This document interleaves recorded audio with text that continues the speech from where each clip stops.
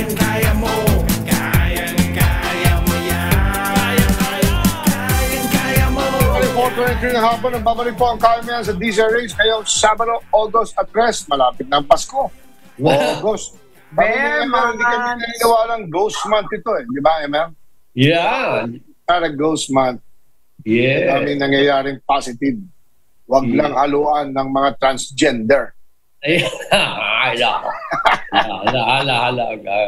Okay, partner Cory, nandito na ang ating paboritong segment na Happy, Healthy at Iba Pa. Go ahead. Ayan. Gusto mo bang magkaroon ng mas maliit na bewang? Aba, yes. Yan sagot, ha? Yes. Yes. Okay. Ito ay how to trim your waistline. Kaya ba natin? Anong Kaya. sagot? Kaya. Kayang-kaya. Okay, ito na ang gagawin natin. Napakasimple lang po, mga kababayan. Kadalasan yung mga kababaihan ang lumalapit sa akin. Yung mga lalaki lumalapit din kasi hawak-hawak naman nila yung botelyang serbesa. Katatanong nila sa akin. Scory! Basta importante, ha? San Miguel Beer. Wala namang masama dyan eh. Kaya lang, ang sekreto dyan ay moderation. Ayun. Huwag naman sumobra. Okay. Number one, bawasan. Hindi ko naman pagbawalan, di ba? Bawasan ang kanin. Ayun. Bawasan lang. Sabi ko sa'yo, Emel, isang cup na lang eh. Less carbo. At saka sa gabi, isang kutsara na lang. Okay, cup okay lang. Basta bawasan. Ang problema ko rin, paglaing eh. Pagkalaing yung ulam. Kasabay, meron. Isang kutsarang laing, isang bandihadong kanin. Bawal ng pandehado. Alam nyo, may sekreto ako. Kung kakain ako ng kanin, hindi ako kakain ng matamis o dessert. Yun ang iyong yun ang iyong policy, Pero kung gusto kong kumain ng dessert, let's say, halo-halo or ginataan, gustong-gusto ko yung ginataan. Okay? Pag gusto kong kumain ng dessert, sasabihin ko sa sarili, 0 carbohydrate. Ayun. Walang carbo, no carbo. So dapat pala sa buffet, titingnan mo muna yung dessert. Kailangan balanse ang kinakain po natin. Hindi, pagka kumain tayong buffet, titingnan ko muna yung dessert. Wala naman yan. Pagka nakita ko masarap ang dessert, iiwas na ako sa kanin. Very good. Sige. Okay na ako dyan. Okay. Tapos, bawasan ng tinapay naman. Kasi yung tinapay, at kanin, at pansit, kasama yun. Yun carbohydrate lang. May kilala ako kasama pansit na, may kanin pa. Oo, may tinapay pa. May tinapay pa. Lalagyan pa ng mantikilya. Siyempre, pansit, papasok sa pandesal. Tapos pag kumain ka ng pansit, lalagyan mo pa ng kalamansi at saka patis. Alam nyo, yung ating tiyan, may sariling utak yan. Pag nararamdaman natin na, parang sumusobra na ang pagkain ko kasi yung tiyan ko talagang tinutulak na ng pagkain. Pag nararamdaman po natin yan, tumigil na. Tumigil na. Okay. Ito naman, bawasan ang matamis. Pwedeng kurot lang ng kulate. Pero wag nyo namang kainin ng hating gabi.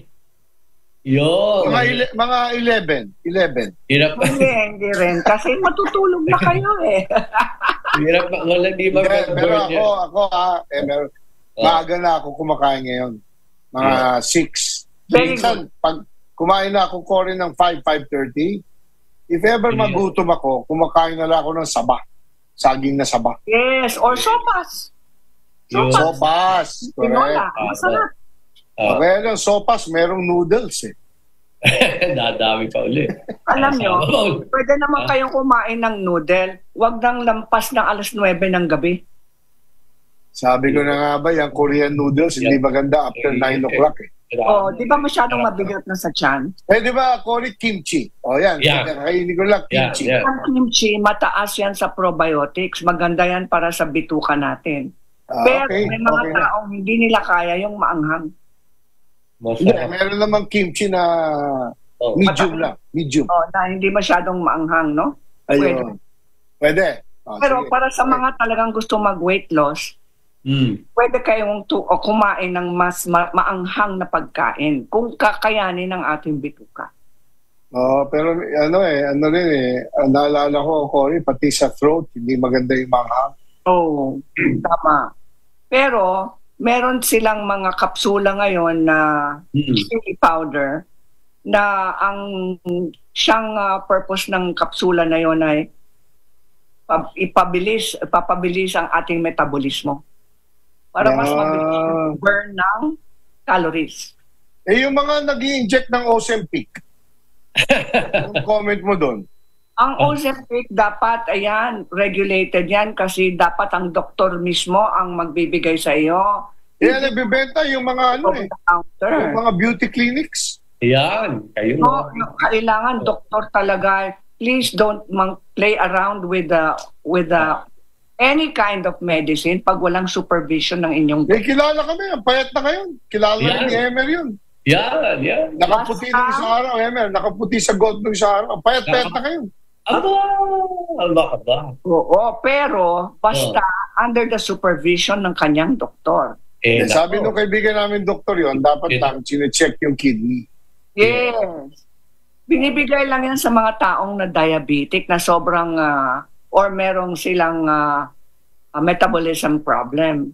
Pero hindi, ginagamit na pang papayat eh. Oo, that it's supposed to be not a fad, okay? Hindi yan fad medicine.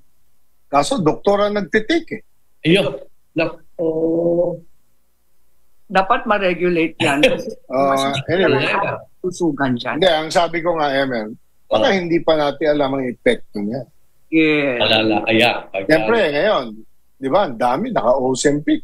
Laki ng pinayat, 40 pounds. Yes. Sabi ko, alam na ba natin na kung merong epekto yan o ano? Basta, epekto, payat ako. Nako, hindi pwede. Darating yung... Anyway. Sige, go ahead, Cory. Go ahead. Ito ang pinakamagaling. Kasi natural, walang side effect. Mag-exercise tayo araw-araw. Mag-exercise tayo. Umaga. Talaga, kung gusto nyo you're serious to lose weight, pwede kang mag-lose weight ng 10 pounds in 3 weeks. Basta pursigido lang po tayo at araw-araw po tayong mag-exercise. Pero wag na wag mag-exercise pag walang laman ng tiyan. Masama din. Pero kung share yoga kasi, kahit walang laman tiyan. Share yoga, very good. So, umaga, pagising, share yoga kagad after a few stretching. Ako, I've been doing it already for over what now? August na ngayon, di ba? On my 8th month. And it's very effective. At saka lumakas yung likod ko, Cory. Lumakas yung core ko at lumakas yung likod ko. Very good. Pati yung tuhod, yan ang importante din, ano ha? Oo, yung tuhod din. Importante rin yan. Mag-weight training sana kasi yung buhat bakal. Kasi pag you have more muscle, when you have more muscle, it will burn more fat. Muscle burns fat. And, you know, yung tuhod, nowadays din alam ko, pwede ka rin mag-episode about this. Importante yung gagamitin mong sapatos araw-araw. Yes, dapat yan. Hindi na uso yung mga leather shoes na pang araw-araw. May rubber sole na may kutsyon, di ba? Yeah. May mga iba bumibili lang ng sapatos for fashion. For fashion sake, kasi mukhang maganda. Pero ang sakit naman sa paa. Hindi, kaya ako rin, madalas ako mag-golf kasi nalalakad ko yung golf course kasi bumibili ako ng sapatos na alam kong mahusay ang cushion. Tama. Tama. Ito, huwag kumain ng pagkain Empty calories. empty calories. Wala siyang nutrisyon, in short. Ano yun? Siyempre, mga junk food yun. Wala siyang calories. Walang good calories para sa ating katawan. Those are empty calories. Masarap nga sa dila, okay, sa bibig. Pero, pagpasok sa tiyan, wala namang sustansya. Walang silbi. Ayun. Okay. So, kaya tinatawag yan, junk food. Okay. Yeah, to chunk Okay, it. number 6. Ito yung rule ko, ha. Itong pinaka-strict na rule ko. Kung gusto mong kumain ng matamis or dessert, pwede. Basta wag lang kapag lumubog na ang araw. Ayun. Ayun. Sunset na, whoops, kainin mo na. Pagpapalubog lang ng araw, Pwede sugar. kumain ka na kaagad kasi Oo. kapag gabi na, ang hirap i-burn yan. Kung hindi kayo nag-exercise sa gabi o magbo-ballroom dancing kayo o may basketball kayo with the boys, hindi mabe-burn yun. Kaya pala yung mga Europeans, masaya kasi hanggang alas 9 ng gabi, may araw pa. Oo. Ang haba. Yes. Follow that rule kasi gising ka pa. Kasi kapag tulog ka na kaagad, hindi mo mababurn, hindi mo masusunog yung calories na yon. Yung mga calories na galing sa pagkain, magiging taba yan kung hindi natin i-burn. Ginagamit ng katawan bilang enerhiya. Pero pag sumobra naman ang pagkain natin, sumobra ang calories, ang excess na yon ay magiging bilbil. Yun. Bill. Yeah, Kilala namin niya si Bill. Ayaw mo kay Bill, di ba? Oo. Pero meron nagsabi rin sa akin, Cory, ha? Pag kumain ka ng sugar, make sure you burn it. Yes. Yun. Ngayon, golden rule yan. Ito, Okay. ano yung mga recommended exercises para lumiit ang bewang? Sige, go. Kapag Makinig kayo, ha? kapag binawasan na po natin ang carbohydrate, tsak yun, liliit na ang bewang naturally. Ano yan? Sige nga. Bababa din ang blood sugar natin. Yun ang maganda. Ayaw mo kasi mataas ang blood sugar. Number 1, sit-ups. Sit-ups. Sit-ups. Nakahiga ka tapos gaganon ka. Pwede sa chair Ayan. ka din yun, gaganon ka. Ayan. Di ba? Okay. At most gentle ang exercise na yun. Oo. Number Tama. 2, Simple. lunges. Pero hindi yung regular lunge na magsaslide ka sa harap. Backward. Backwards. Backward. Yun. Kasi ang ating tiyan ay gagamit na mas maraming muscles. Palikot Yun. ang lunges Okay. na. Number 3, napakasimple. Ginagawa natin ito noon sa eskwelahan. Yes. Touch your toes. Touch your toes. Touch your toes. Yun. Touch your toes. Yun. Okay. Ngayon, wag naman pilitin kung hindi kaya ng ating lower back. Likod. Yan. Okay? Tapos yung twist. Yung mga twist Let's twist again. Oh yeah, Yeah. maganda yun. I did not summer. Mag-twist lang kayo araw-araw. Oh, let's twist again. Yung isa pang maganda sa bewang, yung hula hoop. Ah, yes. Champion. Champion ako dati dyan. Oo, champion si No? Kuya Ricky yan. Oo.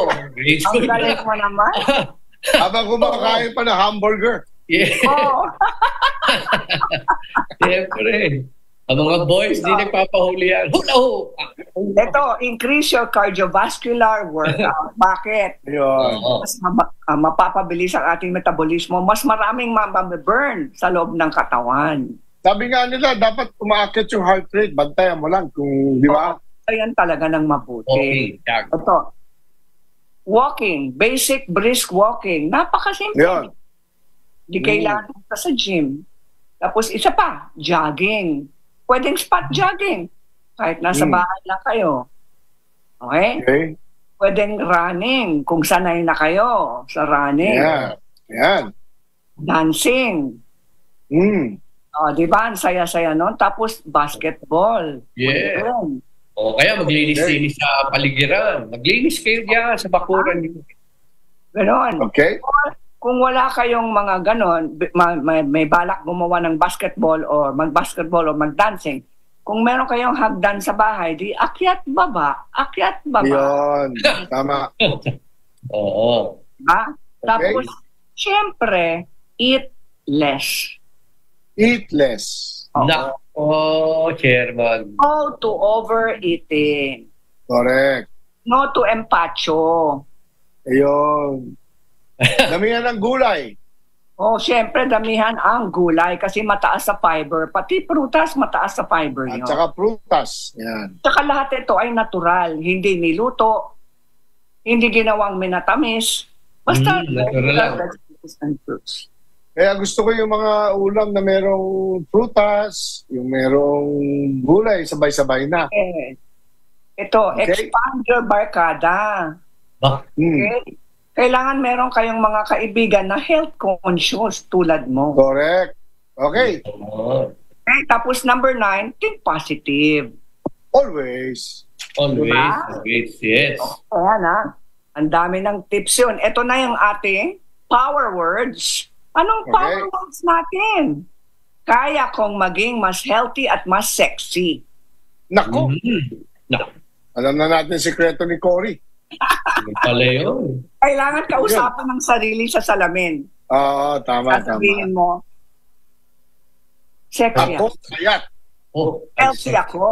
healthy. Oo. Happy, Si healthy. Emer, pag sa salamin, ako mataba. Yes. Ako ay dapat maging healthy. Huwag yung sabihin yan sa sarili kasi pag sinabi mong negatibo sa sarili, like, mataba ako, pangit ako, Yes. nakikinig ang ating utak, sasabihin ng utak sa lahat ng cells sa buong katawan. Oo. Sabi niya, pangit siya at mataba siya. Yun. Naging pangit at mataba din tayong lahat. Yun. Oo nga. Oh, at Okay. wag mo Tapos ito pa, yes. Oh. exercise of the week, walk 5 kilometers a day. Ayun. Challenge yan. 5 Challenge. kilometers a day. 5 kilometers, Okay. madali lang yon. Dali lang. Tapos itong health drink natin, why? Kasi itong pinili kong health drink ay mas maganda sa pagpalinis ng ating bituka. Alam. Okay? Okay. Ito ay lemongrass tea o tanglad tea. Tanglad. Tanglad tea. Tanglad. Masarap yan. Masarap yan. Tapos ng tanglad, Mm. pakuluan yan sa isang bowl, isang Yes. pot. Okay? Tapos, no sugar. I-strain mo, salain mo ng mabuti. Let it cool a bit. Tapos, you sip slowly every day. Mm. Katulong po yan sa ating digestion. Very good. Pero kami dati Happy, yan. healthy, Yan. happy ba ngayong August 3, 2024? So, oras natin 4:40 na hapon. Magbabalik po ang KMS DZRH. Pagbalik natin, makakausap natin mga kaibigan natin mula sa Land Bank Yun. sa kanilang napakahusay na promo. We'll be right back.